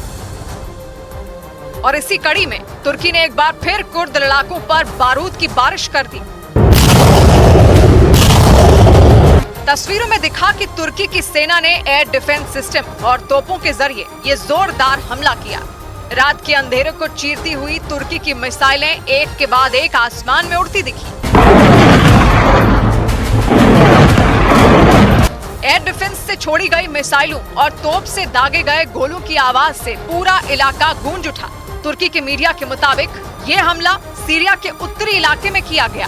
तुर्की की दक्षिणी सीमा से लगने वाले इस इलाके को कुर्द लड़ाकों के संगठन पीकेके का गढ़ माना जाता है और तुर्की की फौज ने वहां जबरदस्त प्रहार कर दिया। तुर्की ने इस हमले में कुर्द लड़ाकों को भारी नुकसान पहुंचाने का दावा किया, क्योंकि तुर्की के मीडिया के मुताबिक वहां की सेना ने कुर्द लड़ाकों के कई ठिकानों पर एक साथ बमबारी कर दी। तुर्की ने दावा किया कि रात के वक्त अचानक हुए इस हमले से दुश्मन को संभलने तक का मौका नहीं मिला और यही वजह रही कि तुर्की के सैनिकों ने एक बार फिर कुर्द लड़ाकों के कई ठिकानों को मिट्टी में मिलाने का दावा किया। तुर्की के मीडिया के मुताबिक वहां की फौज ने उत्तरी सीरिया में 11 कुर्द लड़ाकों को मार गिराया। बीते 15 दिनों में तुर्की ने कुर्द लड़ाकों के खिलाफ ये दूसरा बड़ा हमला किया, क्योंकि तुर्की उन्हें आतंकी मानता है और ऐसा इसलिए क्योंकि वो लंबे वक्त से तुर्की के लिए बड़ी मुसीबत बने हुए हैं। तुर्की आरोप लगाता आया है कि कुर्द लड़ाके उसकी सीमा में हमले करते रहते हैं और इसीलिए उसकी सेना कुर्द लड़ाकों का चुन चुन कर सफाया करने में जुटी है। हालांकि कुर्द समुदाय के मुताबिक उसके लड़ाके एक अलग देश कुर्दिस्तान के लिए लड़ाई लड़ रहे हैं और इस देश को बनाने के लिए इराक के उत्तरी, तुर्की के दक्षिणी और सीरिया के उत्तरी इलाकों को एक साथ जोड़ने की मांग है। इस बीच बिहार में विभागों के बंटवारे को लेकर जीतन राम मांझी का दर्द छलक उठा। हिंदुस्तान आवाम मोर्चा के अध्यक्ष और पूर्व मुख्यमंत्री जीतन राम मांझी ने मंत्रालय बंटवारे पर असंतुष्टि जाहिर कर दी। उनके बेटे को SC/ST मंत्रालय मिलने पर दुख जताते हुए अलग मंत्रालय की मांग कर दी। गृह मंत्रालय ने सिमी यानी student Islamic movement of India को गैर कानूनी संघ के रूप में नामित करने के लिए राज्य सरकारों को शक्तियां सौंप दी। हाल ही में सरकार ने सिमी पर लगे प्रतिबंध को और 5 साल के लिए बढ़ा दिया, यानी 2029 तक इस संगठन पर पाबंदी लगी रहेगी। राजस्थान के जैसलमेर में भारत पाकिस्तान सीमा के नजदीक BSF ने पाकिस्तान से आए एक शिकारी बाज पक्षी को पकड़ लिया। इस बाज के पंखों पर एक ट्रांसमीटर और एंटीना लगा था। इसके बाद जांच के लिए उसे पुलिस को सौंप दिया गया। फुटबॉल से जुड़ी सबसे बड़ी अंतर्राष्ट्रीय संस्था फीफा ने ऐलान किया कि 2026 में होने वाले फुटबॉल वर्ल्ड कप का फाइनल मैच अमेरिका के न्यू जर्सी में खेला जाएगा। इस वर्ल्ड कप की शुरुआत 11 जून 2026 को मेक्सिको सिटी में होगी। अमेरिका को मिलाकर कुल 3 देश इस वर्ल्ड कप की मेजबानी करेंगे। इधर दिल्ली नगर निगम में बजट पर चर्चा के दौरान जमकर हंगामा हुआ। बीजेपी के पार्षदों ने स्थायी समिति के गठन के मुद्दे पर मेयर के सामने नारेबाजी की और अपनी सीटों से खड़े होकर मेयर के सामने आ गए और हंगामा करने लगे। पूरे सदन में नारेबाजी का शोर गूंजता रहा। इस दौरान दिल्ली की मेयर शैली ओबरॉय ने उन्हें शांत भी करवाने की कोशिश की। नहीं करना चाहती है, जेल से पूरा हाउस खराब हो जाएगा। लेकिन बीजेपी के पार्षदों पर इसका कोई असर नहीं हुआ। वो लगातार मेयर के सामने नारेबाजी करते रहे। दिल्ली नगर निगम में बजट पर चर्चा के लिए बैठक बुलाई गई थी, लेकिन इस दौरान बीजेपी सांसदों ने एक बार फिर स्थायी समिति के गठन का मुद्दा उठाया और जमकर हंगामा किया। इससे पहले 29 जनवरी को भी बीजेपी पार्षदों ने इसी मुद्दे पर जमकर बवाल काटा था। उस वक्त बीजेपी पार्षद स्थायी समिति का गठन करो की तख्तियां लेकर सदन में पहुंच गए थे, जिसके बाद सदन की कार्यवाही स्थगित कर दी गई थी और वैसा ही हंगामा बजट पर चर्चा के दौरान भी किया गया। इस बीच हिमाचल प्रदेश के किन्नौर में पहाड़ खिसकने की वजह से वहां से गुजर रही एक कार नदी में जा गिरी। इस हादसे में एक शख्स बुरी तरह घायल हो गया, जबकि 2 लोग लापता बताए गए। क्योंकि पहाड़ का भारी भरकम मलबा तेजी से नीचे की तरफ गिरता नजर आया। ऐसा लगा मानो पत्थरों की बरसात हो रही हो। इस दौरान वहां सड़क पर मलबे का ढेर इकट्ठा हो गया। बताया गया कि पहाड़ खिसकने के तुरंत बाद ही वो कार वहां से गुजर रही थी, लेकिन पत्थरों के साथ पहाड़ से ढहकर आई मिट्टी ने उस कार को अपनी चपेट में ले लिया, जिससे वो कार ऊंचाई से सतलुज नदी में जा गिरी और उसमें सवार उन लोगों की तो सांसें अटक गई। हालांकि जानकारी मिलते ही रेस्क्यू टीम वहां पहुंची और उस कार को नदी से बाहर निकालने में जुट गई और गोताखोरों की टीम भी उन लापता लोगों को नदी में तलाश करती दिखाई दी। बताया गया कि वो लोग काजा से शिमला जा रहे थे, तभी नेशनल हाईवे 305 पर पांगी नाला इलाके में यह हादसा हो गया। उधर चीन के हुनान प्रांत से एक ऐसा वीडियो सामने आया जो सोशल मीडिया पर खलबली जिसने मचा दी। उस वीडियो में एक महिला अपने घर में जमा बर्फ की सफाई करते वक्त हादसे का शिकार होती नजर आई, क्योंकि उसके ऊपर कई किलो की बर्फ की सिल्लियां गिर पड़ी। चीन के हुनान प्रांत से आए उस वीडियो में वो महिला अपने घर के आंगन से बर्फ हटाती नजर आई। उसे अंदाजा भी नहीं था कि अगले ही मिनट उसके साथ क्या होने वाला है। वो इससे बेफिक्र फावड़े की मदद से बर्फ हटाती रही। तभी अचानक उस घर की छत से कई किलो बर्फ एक साथ गिर पड़ी। इस हादसे को देखकर ऐसा लगा जैसे किसी ने बर्फ का बांध अचानक खोल दिया हो, क्योंकि उस महिला पर एक साथ इतनी बर्फ गिर पड़ी कि वो उसके नीचे दब गई। हालांकि उसके चीखते ही कुछ लोग उसकी मदद के लिए वहां पहुंचे। गनीमत रही कि इस हादसे में उस महिला को ज्यादा चोट नहीं आई, वरना जिस तरह से उस पर बर्फ गिरी थी, अगर उसकी गर्दन या फिर सिर पर चोट आती तो उसके लिए ये बहुत खतरनाक भी हो सकता था। इधर महाराष्ट्र के पालघर में रोंगटे खड़े कर देने वाला एक हादसे की तस्वीर सामने आई। वहां एक तेज रफ्तार गाड़ी ने एक मोटरसाइकिल को टक्कर मार दी। यह हादसा उस वक्त हुआ जब वो मोटरसाइकिल सवार सड़क को पार कर दूसरी तरफ जाने की कोशिश कर रहा था और इसी दौरान मौका मिलते ही उसने सड़क को पार करने की कोशिश की, लेकिन सामने से आई उस तेज रफ्तार गाड़ी ने उसे जोरदार टक्कर मार दी। इसके बाद जो हुआ, ब्रेक के बाद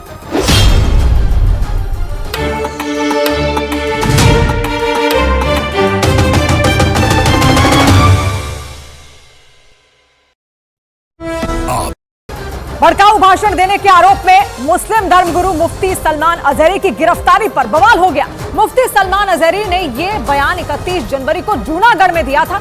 इस मामले में गुजरात पुलिस ने मुफ्ती सलमान अजहरी के खिलाफ केस दर्ज किया और गुजरात एटीएस की टीम उन्हें गिरफ्तार करने के लिए रात में ही मुंबई पहुंच गई। लेकिन उनकी गिरफ्तार होते ही बवाल हो गया। मुफ्ती सलाम अजहरी के समर्थक मुंबई के घाटकों पर स्टेशन पहुंच गए। उनके थाने का घेराव करने की कोशिश पर पुलिस ने उन पर लाठीचार्ज कर दिया। लाठीचार्ज से पहले पुलिस ने उन लोगों को सख्त कार्रवाई की चेतावनी भी दी। मारापीटी मुंबई के लोगों के साथ मत कीजिए, हम आपके साथ कड़ी कार्रवाई करेंगे। पुलिस की चेतावनी के बाद भी प्रदर्शनकारी नहीं हटे। इसके बाद मुंबई के घाटकों पर स्टेशन के आसपास भागम भाग मच गई। पुलिस के लाठियां चलाते ही मुफ्ती सलमान अजहरी के समर्थक झुंड में भागने लगे। इस अफरा तफरी से पहले पुलिस ने इन लोगों से रास्ता खाली करने की अपील की।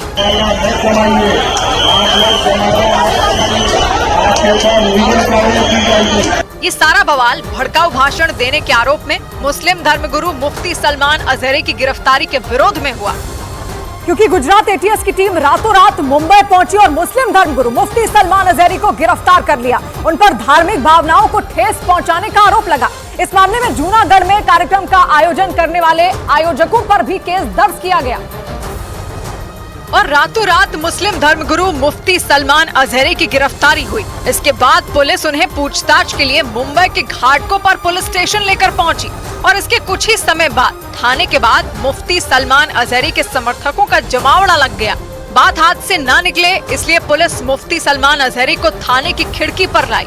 वहां से उन्होंने अपने समर्थकों से शांत रहने की अपील की। हम भी उनका कोऑपरेट कर रहे हैं, आपको भी करना चाहिए। लोगों से शांत रहने की अपील के साथ ही मुफ्ती सलमान अजहरी ने खुद पर लगे आरोप भी नकार दिए। मैं कोई क्रिमिनल नहीं हूँ और मैं किसी क्राइम पर मुझे यहाँ लाया गया। मुफ्ती सलमान अजहरी के जिस बयान पर ये सारा बवाल हुआ वो उन्होंने 31 जनवरी को गुजरात के जूनागढ़ में दिया था और उनके बयान का वीडियो वायरल हो गया। इस बयान का कनेक्शन ज्ञानवापी के तहखाने में पूजा शुरू होने से जोड़ा गया, क्योंकि 31 जनवरी को ही वाराणसी कोर्ट ने हिंदू पक्ष को ज्ञानवापी के तहखाने में पूजा करने का अधिकार दिया था और उसी दिन जूनागढ़ में मुफ्ती सलमान अजहरी ने ऐसा बयान दिया जिस पर बखेड़ा खड़ा हो गया। कुछ देर की खामोशी है, फिर शोर आएगा।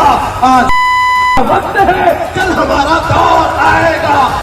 अपने इसी बयान की वजह से मुफ्ती सलमान अजहरी गिरफ्तार हुए और जो हुआ है उसमें जो भी लीगल है उसका वो एक्शन लिए जाएंगे। भड़काऊ बयान देने के आरोप में केस दर्ज होने के बाद मुफ्ती सलमान अजहरी को मुंबई से अहमदाबाद लाया गया।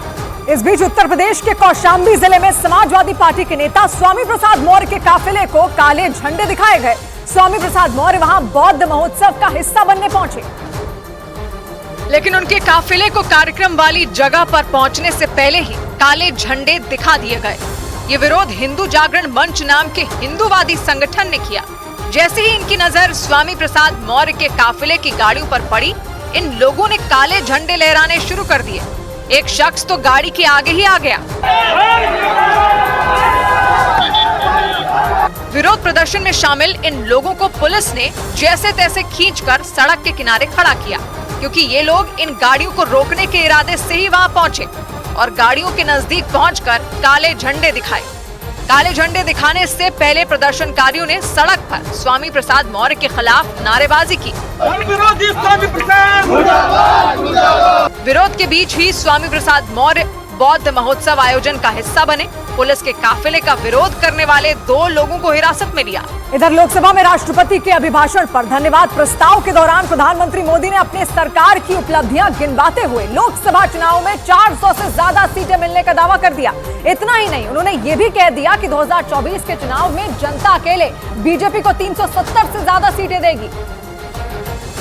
अब हमारी सरकार का तीसरा कार्यकाल भी बहुत दूर नहीं है।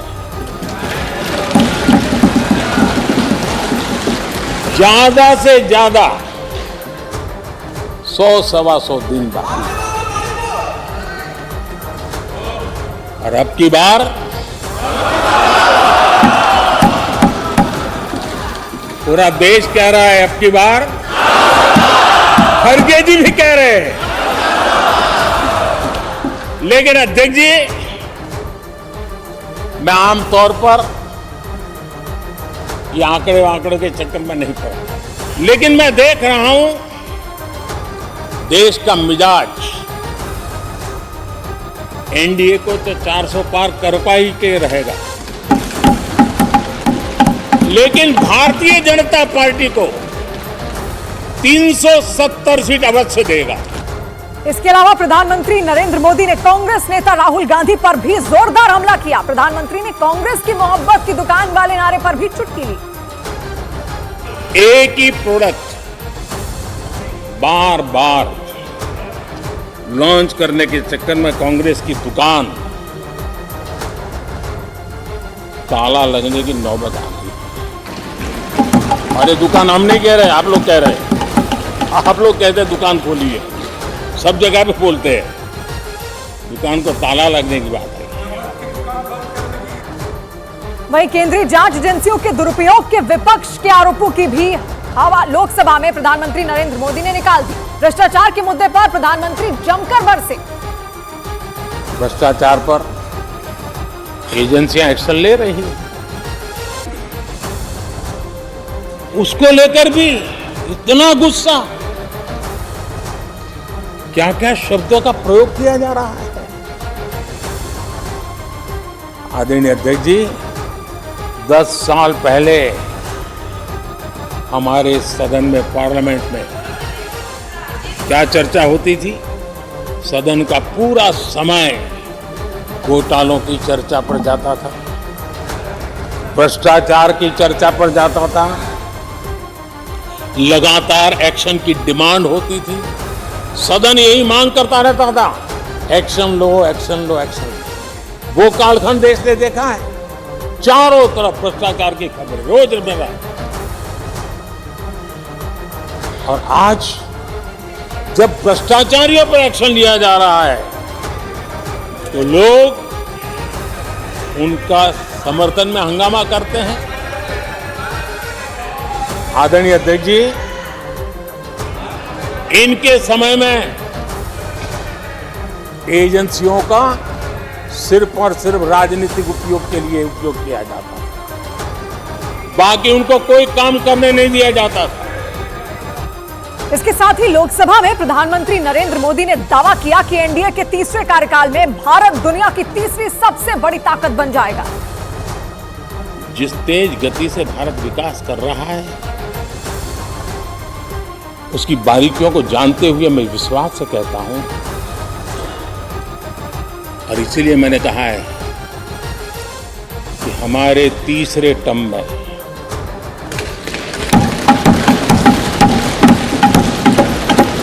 भारत दुनिया की तीसरी बड़ी आर्थिक ताकत बनेगा।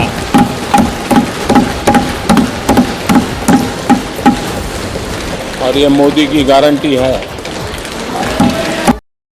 भड़काऊ भाषण देने के आरोप में मुस्लिम धर्मगुरु मुफ्ती सलमान अजहरी की गिरफ्तारी पर बवाल हो गया। मुफ्ती सलमान अजहरी ने यह बयान 31 जनवरी को जूनागढ़ में दिया था। इस मामले में गुजरात पुलिस ने मुफ्ती सलमान अजहरी के खिलाफ केस दर्ज किया और गुजरात एटीएस की टीम उन्हें गिरफ्तार करने के लिए रात में ही मुंबई पहुंच गई।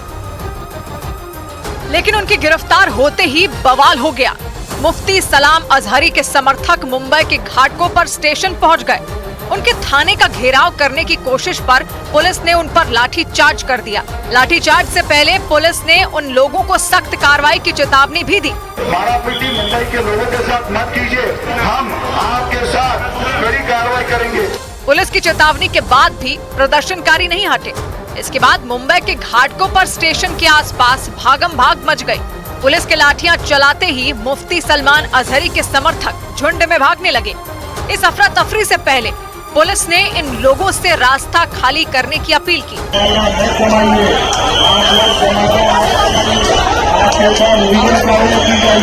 ये सारा बवाल भड़काऊ भाषण देने के आरोप में मुस्लिम धर्मगुरु मुफ्ती सलमान अजहरी की गिरफ्तारी के विरोध में हुआ, क्योंकि गुजरात एटीएस की टीम रातों रात मुंबई पहुंची और मुस्लिम धर्मगुरु मुफ्ती सलमान अजहरी को गिरफ्तार कर लिया। उन पर धार्मिक भावनाओं को ठेस पहुंचाने का आरोप लगा।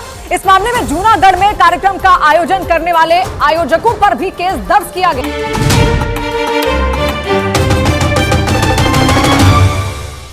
महाराष्ट्र के पालघर से रोंगटे खड़े करने वाला एक हादसे की तस्वीरें सामने आई। वहां एक तेज रफ्तार गाड़ी ने एक मोटरसाइकिल को टक्कर मार दी। यह हादसा उस वक्त हुआ जब वो मोटरसाइकिल सवार सड़क को पार कर दूसरी तरफ जाने की कोशिश कर रहा था और इसी दौरान मौका मिलते ही उसने सड़क को पार करने की कोशिश की, लेकिन सामने से आई उस तेज रफ्तार गाड़ी ने उसे जोरदार टक्कर मार दी। उस गाड़ी से टकराने के बाद उस मोटरसाइकिल पर सवार तीनों लोग हवा में उछलकर कई फीट दूर जा गिरे, जबकि वो गाड़ी भी कुछ दूर आगे जाने के बाद रुक गई। इस दौरान वो मोटरसाइकिल सड़क पर घिसटती हुई कुछ फीट दूर चली गई। इस हादसे में मोटरसाइकिल पर सवार 2 लोग बुरी तरह घायल हो गए। उधर दक्षिण अमेरिकी देश चिली के जंगलों में लगी आग की वजह से 100 से ज्यादा लोगों की मौत हो गई। कुछ दिन पहले लगी ये आग जंगलों से होते हुए रिहायशी इलाकों तक फैल गई और इसी वजह से वहां मौत का तांडव मच गया। और जंगलों में लगी आग की इन भयानक लपटों के सामने जो कुछ भी आया उसका नामो निशान मिट गया। आग के रिहायशी इलाके में दाखिल होने के बाद कई गांव जलकर राख हो गए। सैकड़ों आशियाने सूखे पत्ते की तरह आग की भीषण लपटों में स्वाहा हो गए। अमेरिकी अखबार न्यूयॉर्क टाइम्स के मुताबिक चिली की इस आपदा में 100 से ज्यादा लोगों की जान जा चुकी है, जबकि सैकड़ों की संख्या में लोग लापता हैं। आग के विकराल रूप को देखते हुए यह अनुमान लगाया गया कि मरने वाले लोगों का आंकड़ा बढ़ सकता है। इसकी भयावहता का अंदाजा इसी बात से लगाया जा सकता है कि जंगलों में लगी आग की वजह से वहां के हालात परमाणु बम फटने जैसे हो गए, क्योंकि लपटों की विनाश लीला में कुछ इलाके पूरी तरह जलकर तबाह हो गए। लोगों ने दावा किया कि एटम बम फटने के बाद जैसे आसमान से राख बरसती है, उसी तरह वहां के इलाकों पर आसमान से राख की बारिश हो रही है। आग की वजह से बिगड़ते हालात को देखते हुए चिली के राष्ट्रपति ने वहां आपातकाल की घोषणा कर दी। मरने वाले लोगों के लिए 2 दिन के राष्ट्रीय शोक का भी ऐलान कर दिया गया। और चिली के अलग अलग इलाकों से आग की जो तस्वीरें सामने आई, उन्हें देखने के बाद लोगों के रोंगटे खड़े हो गए, क्योंकि लाख कोशिशें करने के बावजूद जंगल की ये आग रुकने का नाम ही नहीं ले रही और उसकी लपटें हर चीज को जलाकर राख कर देने पर तुली हैं। चिली के विना देलमार प्रांत से जो तस्वीरें सामने आई, उनमें एक तस्वीर में रात के वक्त जंगल की आग धधकती दिखाई दी, जबकि एक दूसरी तस्वीर में उस आग में जलकर एक मकान राख होता नजर आया। उस मकान से आग की ऐसी भयानक लपटें निकलती दिखी, जिन्हें देखने के बाद वहां रहने वाले लोग खौफ से भर गए। आग की वजह से वो पूरा इलाका लाल दिखाई दिया। इसी तरह की एक दूसरी तस्वीर में जंगल की आग तेजी से सब कुछ जला देने के लिए आगे की तरफ बढ़ती दिखी। इस दौरान वहां मौजूद फायर ब्रिगेड का एक कर्मचारी पाइप की मदद से आग बुझाने के लिए उस पर पानी फेंकता दिखा, लेकिन आग की इन भयानक लपटों को काबू कर पाना या फिर उन्हें बुझा पाना इतना भी आसान नहीं था, क्योंकि जंगल की इस आग में पेड़ पौधे धू धू कर जल रहे थे। एक तस्वीर में तो आसमान में धुएं का गुबार उठता दिखाई दिया। देखकर ऐसा लगा जैसे वहां कोई ज्वालामुखी फटा हो और उसके विस्फोट से धुएं ने पूरे इलाके को ढक लिया हो।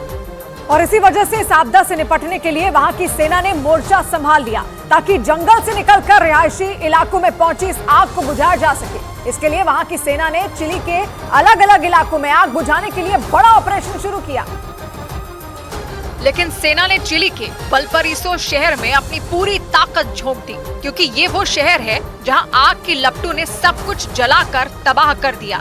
हालात ये है कि वहां जंगल की इस आग की वजह से 1400 से ज्यादा घर जलकर राख हो गए, लेकिन इसके बाद भी वहां के हालात बिगड़ते ही चले जा रहे हैं। वल्पराइसो शहर की ही तरह कई दूसरे इलाकों में भी आग की वजह से हालात खराब हो गए।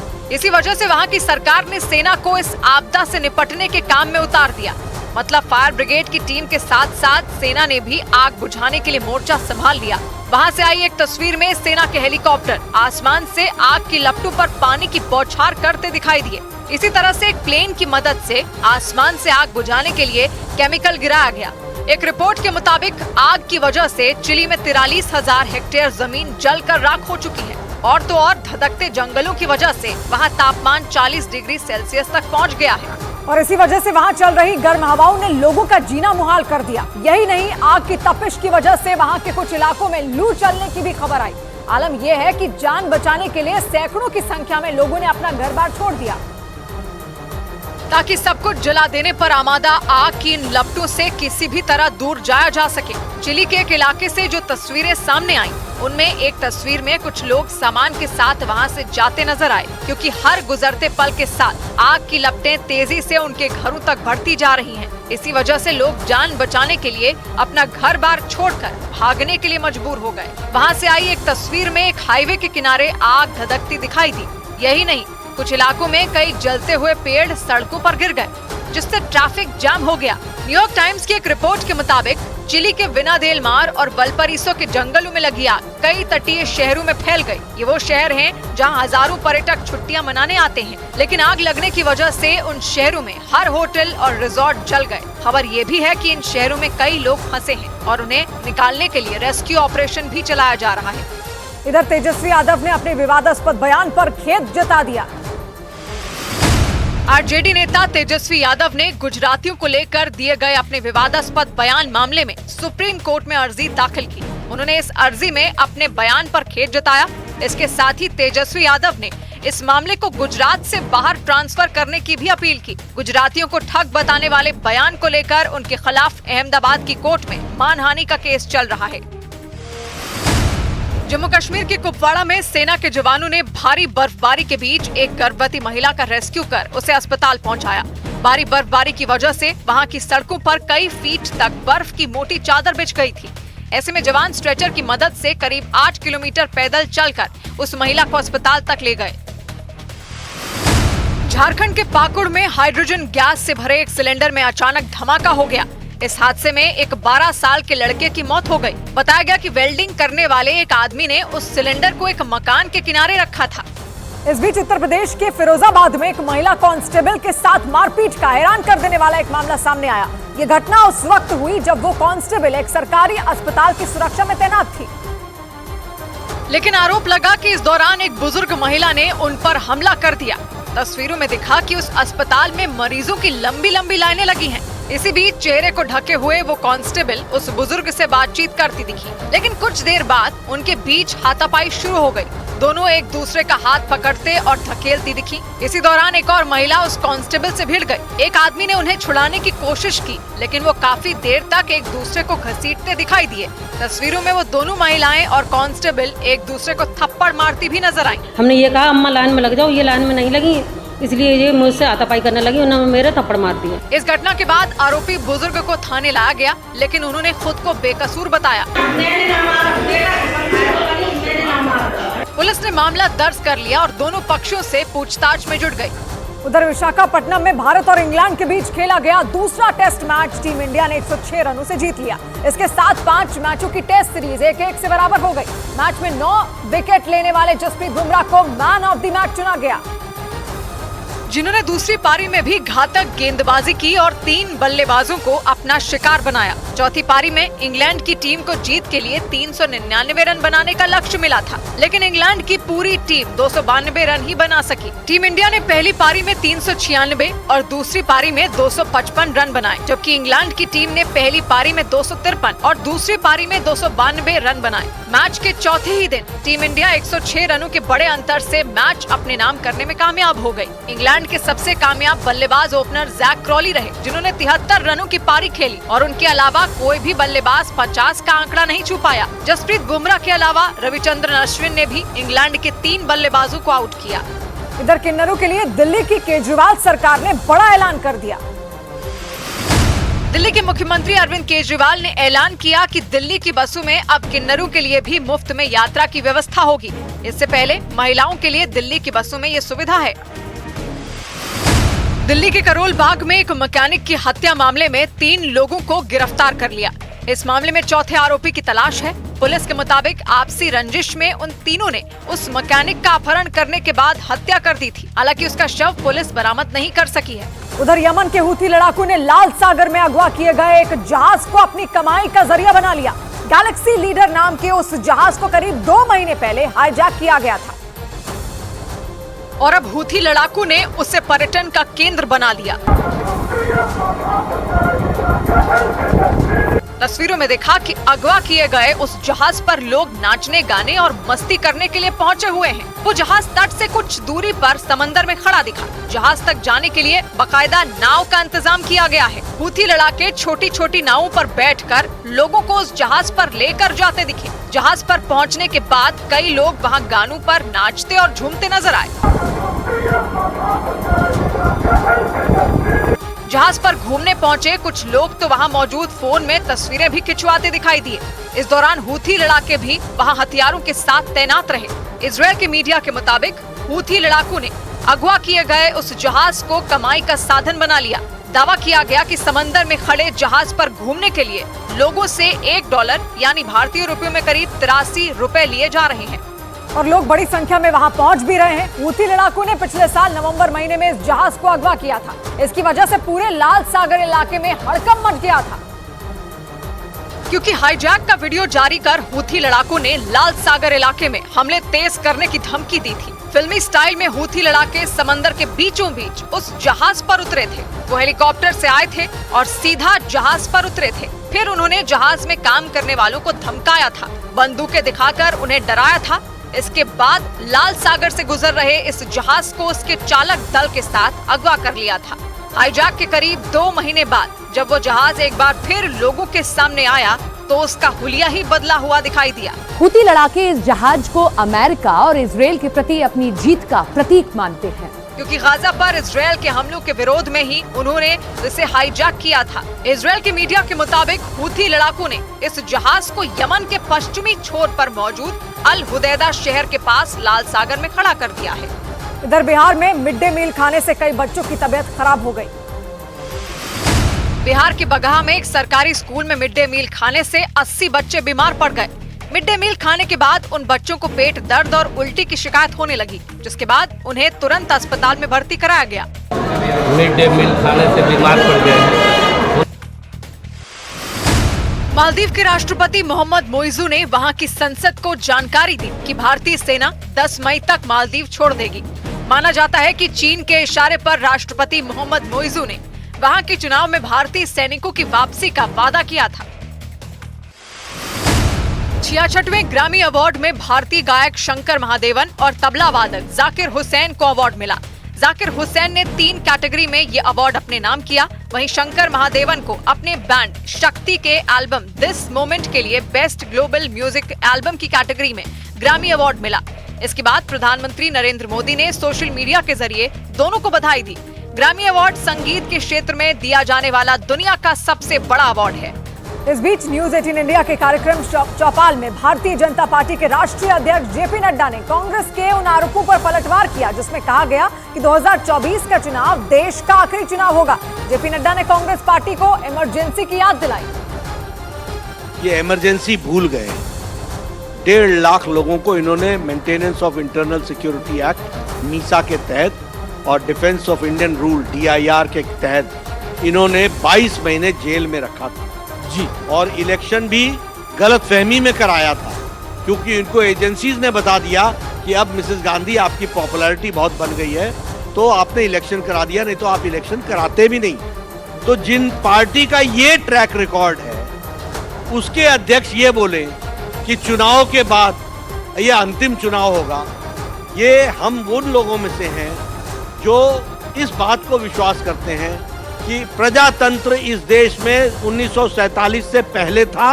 सबसे पुराना प्रजातंत्र का देश है तो वो भारत है, हम ये मानने वाले लोग। उधर उत्तर प्रदेश के बहराइच में हुए एक भीषण हादसे ने लोगों को दहला कर रख दिया। वहां बीच सड़क पर एक ट्रक का टायर फटने से दर्दनाक हादसा हो गया। बताया गया कि गन्ने से भरा वो ट्रक खेत से चीनी मिल की तरफ जा रहा था, लेकिन बहराइच बाराबंकी हाईवे पर अचानक उस ट्रक का टायर फटा और वो पलट गया। इसके बाद तो वहाँ अफरा तफरी मच गई, क्योंकि उसके पलटने की वजह से वहाँ खड़ी कई मोटरसाइकिल और एक ई-रिक्शा उसकी चपेट में आ गए। वहाँ थोड़ी देर पहले तक किसी को भी अंदाजा नहीं था कि सामने से आ रहा वो ट्रक पलट जाएगा। तस्वीरों में वो ट्रक सड़क पर अपने दाहिने तरफ झुककर गुजरता हुआ दिखाई दिया, लेकिन कुछ ही सेकंड में उसका संतुलन पूरी तरह बिगड़ा और वो पलट गया। वहाँ मौजूद कुछ लोगों के ऊपर ही गन्ने का ढेर पलट गया और उसके नीचे दबने से 2 लोग बुरी तरह घायल हो गए। इस दौरान सड़क और उसके आसपास गन्ना बिखर गया और इसकी वजह से वहां 2 घंटे से ज्यादा देर तक गाड़ियों का आना जाना बंद रहा। बताया गया कि उस ट्रक में क्षमता से ज्यादा गन्ने लाद दिए गए थे और इसकी वजह से हादसा हो गया। इधर यूपी के बलिया से हैरान करने वाला एक मामला सामने आया। वहां एसडीएम और उनके सुरक्षा कर्मियों पर एक दुकानदार से मारपीट करने का आरोप लगा। और इसका जो वीडियो सामने आया उसमें वो एसडीएम उस दुकानदार की गर्दन पर हाथ मारते नजर आए। उन्होंने उसे मारने के लिए हाथ भी उठाया लेकिन वो रुक गए। इसके बाद उनके सुरक्षा कर्मी भी वहां पहुंच गए और उसकी दुकान में घुसकर उसे बाहर ले जाते दिखाई दिए। उन्होंने कई बार उस दुकानदार को धक्का मारा। इसके बाद उसका परिवार भी वहां आ गया और फिर उन लोगों की उन सुरक्षा कर्मियों से काफी देर तक बहस हुई, जिसके बाद वो वहां से चले गए। उस दुकानदार ने आरोप लगाया कि उन्होंने जैसे ही दुकान को खुला देखा वो दौड़कर वहां आए और उससे मारपीट शुरू कर दी। एसडीएम सर आके और मेरे गर्दन पे हाथ लगाए हैं। एसडीएम ने इस पर सफाई देते हुए मारपीट के सभी आरोपों से भी इंकार कर दिया। बताया गया कि वहां के व्यापारियों के साथ साप्ताहिक बंदी की बात तय हुई थी। ऐसे में जब एसडीएम निरीक्षण करने पहुंचे तो उन्हें वो दुकान खुली मिली और आरोप है कि इसी दौरान उन्होंने उस दुकानदार के साथ मारपीट की। इस बीच मध्य प्रदेश के नर्मदापुरम में उस वक्त हड़कंप मच गया जब एक बाजार में 2 सांड बुरी तरह भिड़ गए। उन सांडों ने वहां इस कदर आतंक मचाया कि लोग दहशत में आ गए, क्योंकि बाजार के बीच में लड़ रहे उन सांडों को छुड़ाने की हर कोशिश नाकाम दिखी। पानी डालो, पानी। तस्वीरों में देखा कि उन सांडों को छुड़ाने के लिए एक आदमी लगातार उन पर लाठी से वार करता रहा, लेकिन लड़ते लड़ते उन्होंने काले रंग की एक कार में जोरदार टक्कर मार दी। थोड़ी गाड़ी एक दूसरे के खून के प्यास से वो सांड एक दुकान की ओर जाने लगे, लेकिन इतने में उस दुकान का मालिक भी एक बड़ा सा डंडा लेकर आ गया।